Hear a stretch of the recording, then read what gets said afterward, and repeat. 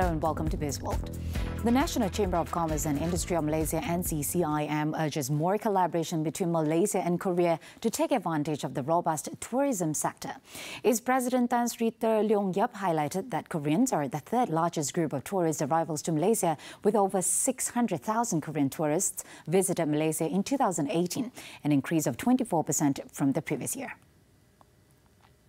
Tourism is a lucrative sector with great potential, and as traveling becomes even cheaper and easier, I believe that this will be a great opportunity for both our countries. Of Commerce and Industry, KCCI. Korea is also the fifth largest foreign investor in Malaysia, with over 371 manufacturing projects worth $7.78 billion, which created more than 52,000 jobs to date. As we have heard,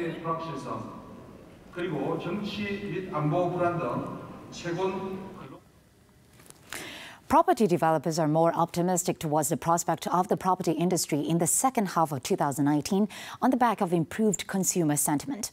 According to Real Estate and Housing Developers Association Malaysia REDA, the improved sentiment was evident at the recent home ownership campaign HOC 2019 Expo, with 496 units of properties worth 285 million ringgit booked during the three-day expo from March 1st.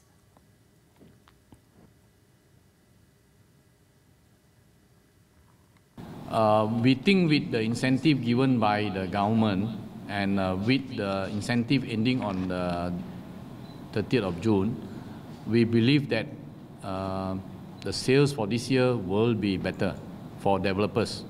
We can see that after the launch of the HOC campaign, in fact, there have been more footfall coming into the gallery of most developers. Okay? The HOC campaign, which runs from January 1st to June 30th, 2019, organised in collaboration with the Housing and Local Government Ministry, aims to encourage home ownership among Malaysians. According to REDA's Property Industry Survey second half of 2018, 41% of the respondents plan to launch 8,991 units in the first half of 2019.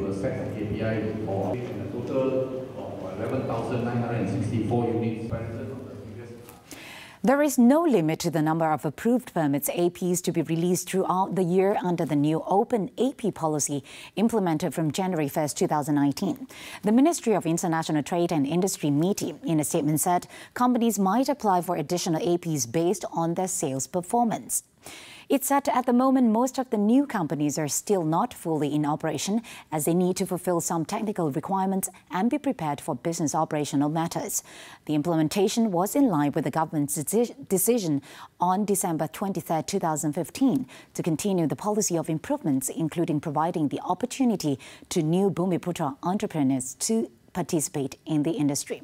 MITI received nearly 300 applications when the offer to become an Open AP company was made from May 23rd to June 21st, 2016, but only 164 companies were qualified.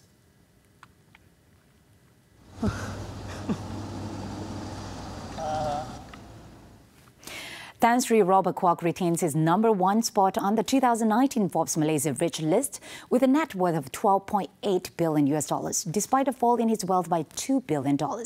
According to Forbes Asia, into the 2019 Forbes Malaysia Rich list, overall only 11 Malaysian tycoons enjoyed gains, while 30 saw their wealth shrink.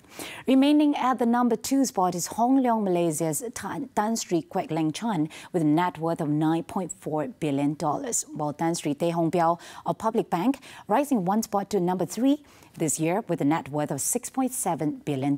At the fourth position is Tan Sri Ananda Krishnan with a net worth of $6.2 billion, while Tan Sri Lee Shin Cheng of IOI Corporation and IOI Properties takes fifth spot on the list as his wealth fell to $5.4 billion.